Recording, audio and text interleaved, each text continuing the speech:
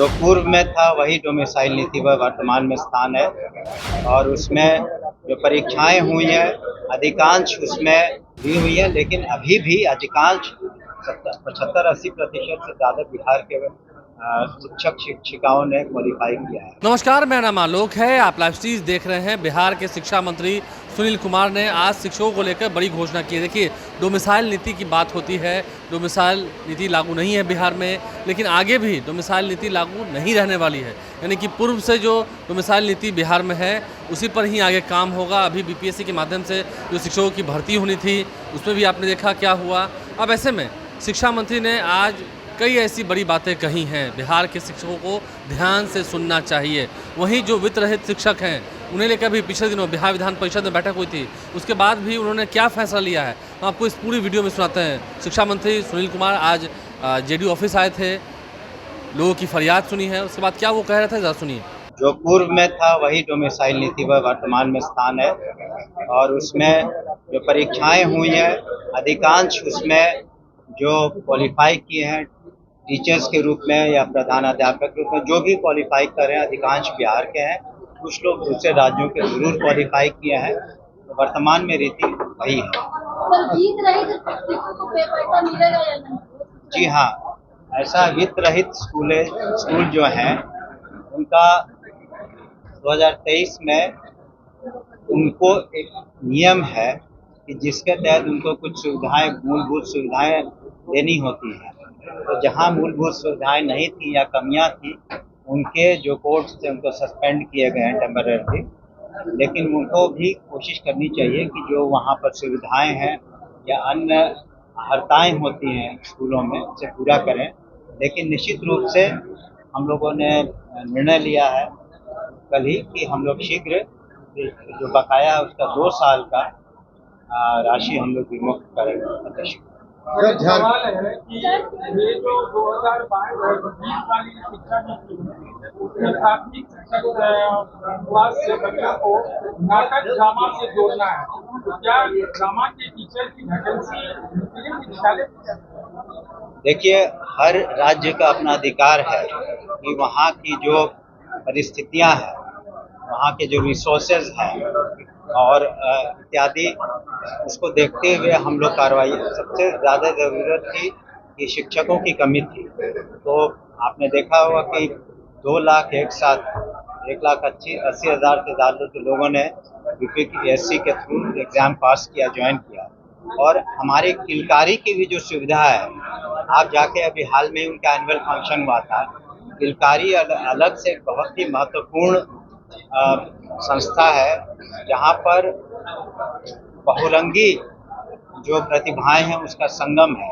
और जिसकी आप बात कर रहे हैं, arts, culture, drawing, painting, writing, इन सभी का प्रावधान किलकारी में किया गया है और वहाँ बहुत से बच्चे उत्तीर्ण हो रहे हैं।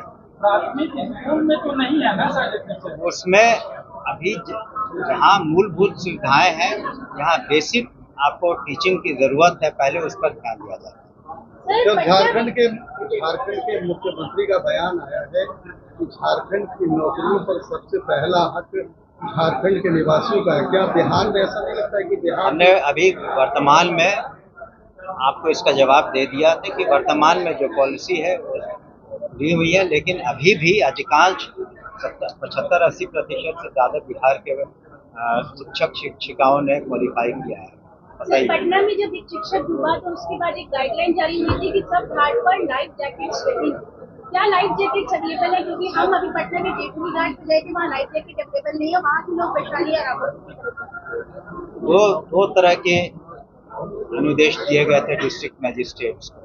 एक कि अगर कहीं बाढ़ की स्थिति उत्पन्न होती है तो वो स्वतंत्र है, क्योंकि जो डिस्ट्रिक्ट मजिस्ट्रेट्स होते हैं डिस्ट्रिक्ट डिजास्टर मैनेजमेंट अथॉरिटी के अध्यक्ष होते हैं, उसका अधिकार भी है।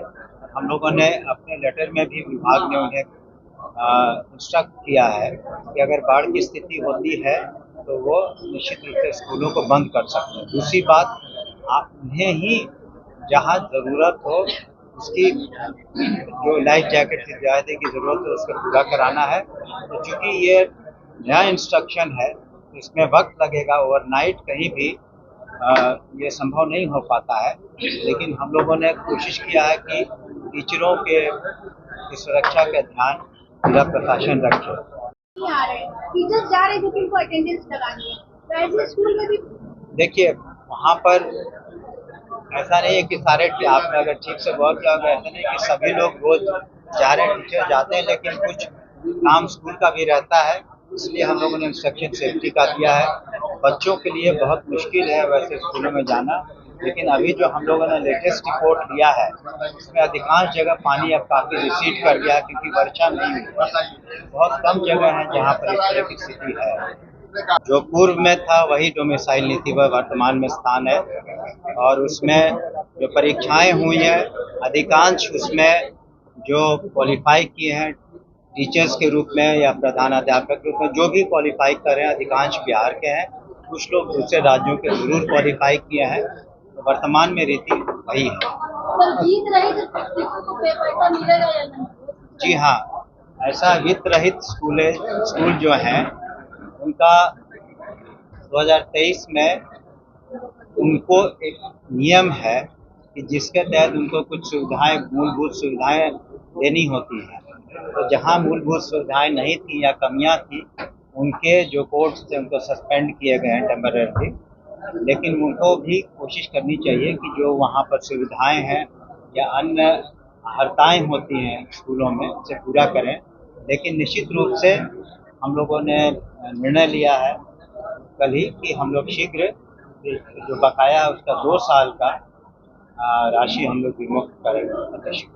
एक सवाल है कि ये जो 2022-20 वाली शिक्षा नीति है उसमें प्राथमिक शिक्षक क्लास से बच्चों को नाटक ड्रामा से जोड़ना है, तो क्या ड्रामा के टीचर की वैकेंसी विद्यालय? देखिए हर राज्य का अपना अधिकार है कि वहाँ की जो परिस्थितियाँ हैं, वहाँ के जो रिसोर्सेज हैं और इत्यादि, उसको देखते हुए हम लोग कार्रवाई, सबसे ज़्यादा ज़रूरत थी कि शिक्षकों की कमी थी। तो आपने देखा होगा कि तो शिक्षा मंत्री सुनील कुमार का ये बड़ा बयान शिक्षकों ने सुना होगा। कल शिक्षक दिवस है और उसके पहले शिक्षा मंत्री ने क्या कुछ कहा है वित्त रहित शिक्षकों के लिए, खुशखबरी है। उनका जो मांग था, उनकी जो बातें थी, उनका पैसा था, वो सरकार जल्द देगी। और भी स्कूलों में, विद्यालयों में जो व्यवस्था की गई है, क्योंकि स्कूलों में पानी भर गया था जहां पर पढ़ाने में काफ़ी दिक्कत हुई थी, इन तमाम मुद्दों पर शिक्षा मंत्री ने क्या कुछ कहा है मैंने आपको सुनवाया है। आप लाइव स्ट्रीम से बन रहे हैं, हमारे चैनल को सब्सक्राइब कर लें, साथ साथ फेसबुक पेज भी लाइक करें। धन्यवाद।